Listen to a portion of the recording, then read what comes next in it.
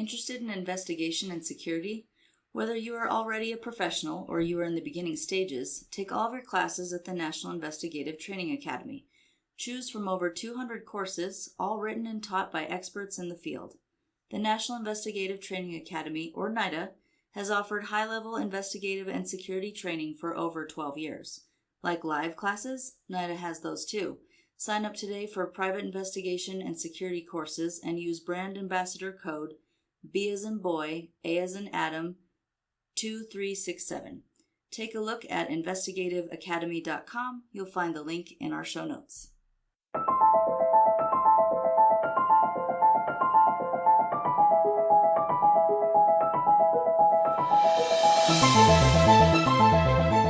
Hello and welcome to the final installment in our Jack the Ripper series of mini episodes. Yes. As always, we are your hosts, Brendan and Hillary.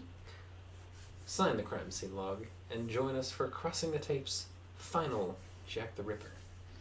Yes. So we have discussed over a few months now each killing, and I've touched a little bit on evidence, and, unfortunately there's not a ton, but there was enough that if those murders had happened today, he would have been caught. Between CTZ cameras, like surveillance footage, and, just forensics in general, he would have been caught. Yes. But before we delve into the evidentiary side of things, we're going to discuss his last murder, and it is his most horrific. Yikes.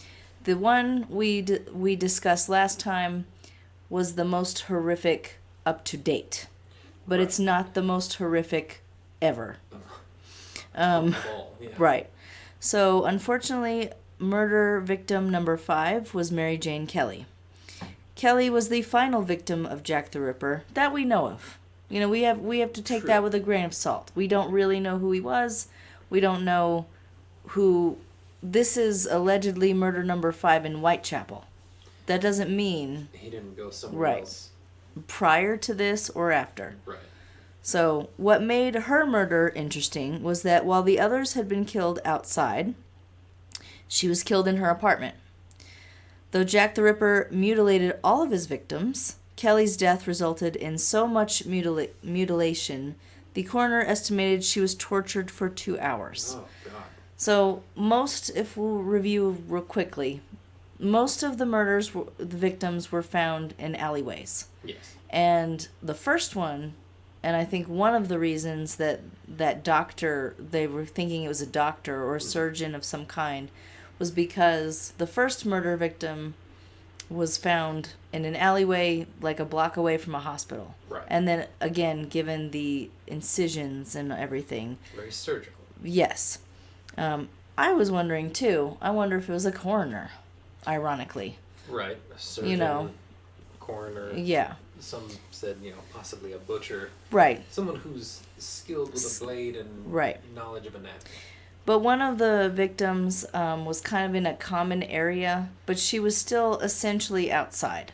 Mm-hmm. I think that was the third one. I can't remember off the top of my head, but so. She, it wasn't inside, but wasn't necessarily outside on the street. But this was the first one definitely indoors.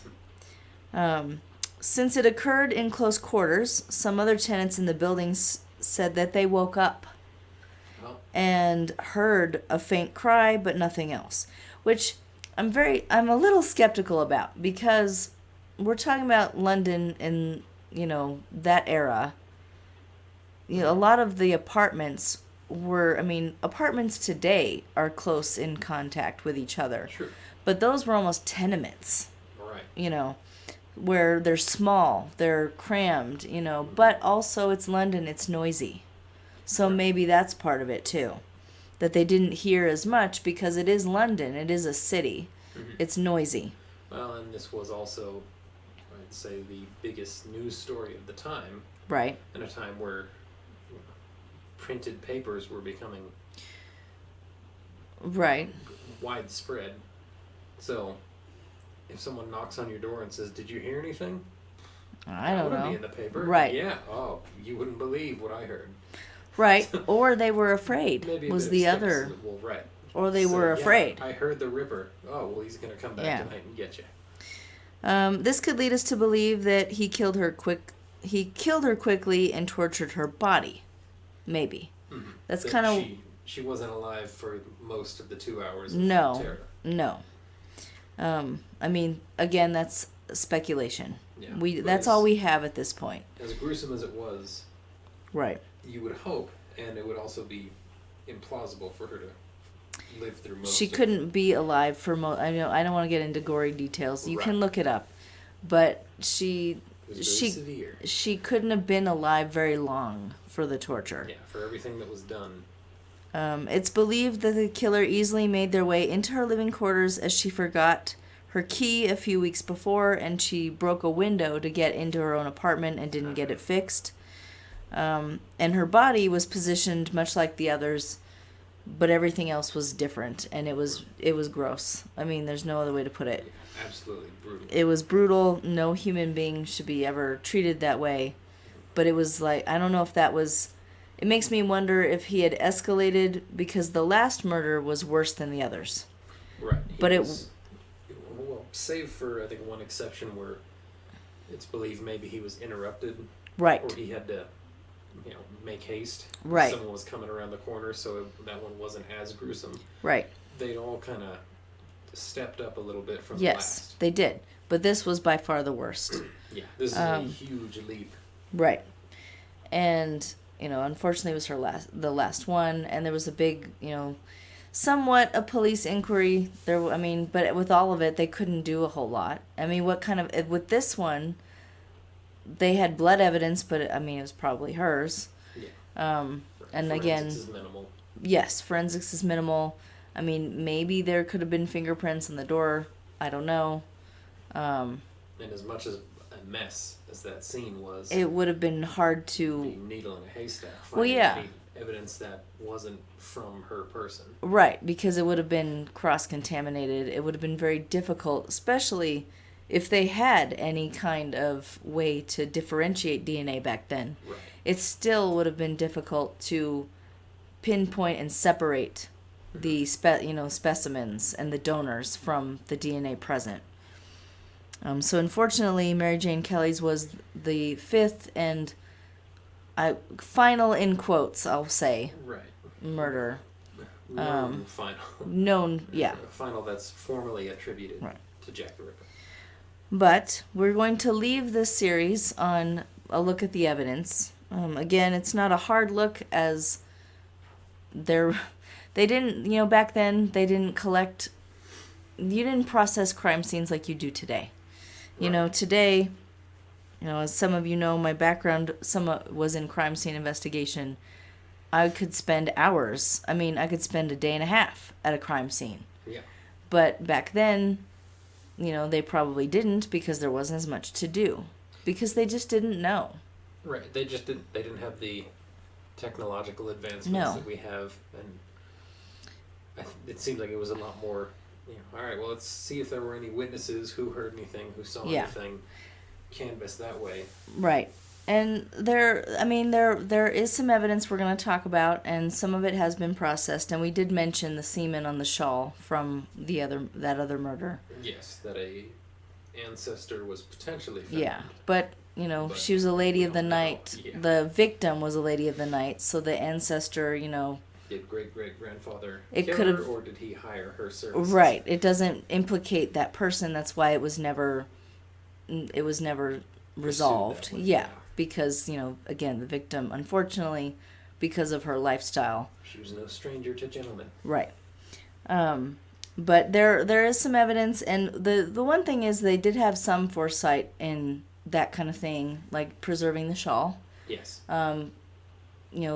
There was some other evidence that, like, they kind of saved with, well, maybe they just never got to the point of being able to compare it, I think was the biggest problem. Mm-hmm. They didn't have APHIS. They didn't have CODIS. They didn't have those... There was no database. Right. Who knows? Some other funky 1800s murder where there was evidence seized and a matching DNA sample might right. be out there, but how do we know? Yeah. So we'll dip a little bit into the evidence to wrap up this series. So we briefly covered each murder. So what evidence did police have? Based on at least what I could find in my research, we can say they had semen, clothing, blood, which contained DNA, obviously, and they also had a letter with a visible fingerprint. And the letter was, they don't know if it was written by him or not, but it was somebody, saying, I'm the murderer. Yeah, I'm the Ripper. Which, who knows? People get strange when there's some infamous killer. If there's a way to get in the papers. Right. However, the only item of evidence tested was the semen that we discussed in that other episode, and though it did come back to a suspect at the time, it was not enough evidence to determine it was Jack the Ripper. As we mentioned, it could have just been someone the victim came in contact with, not the murderer. Mm-hmm. There are questions surrounding the letter. The letter claimed, the person who wrote the letter claimed they were the killer. However, at that time, handwriting comparison was not common practice. And neither was fingerprint comparison, because they didn't have a database to compare it to. But in addition, they would not have any evidence to compare either the handwriting or the latent print. So even if you studied the handwriting at that time, unless he sent another letter or you had reason to believe it was somebody in particular, you really couldn't analyze the handwriting. And they also didn't have ink databases. Today, there are ink databases. You can compare pens. Yeah. But they didn't. For all you writing those ransom letters. But they didn't have that then. No. And with the fingerprint, they recognized we might have the fingerprint of the suspect or a potential. Mm-hmm. It could be, just somebody trying to get in the paper, like you said. But at that time, they had nothing to compare it to. And who knows, with the scenes, they were outdoors. It's London. There's rain.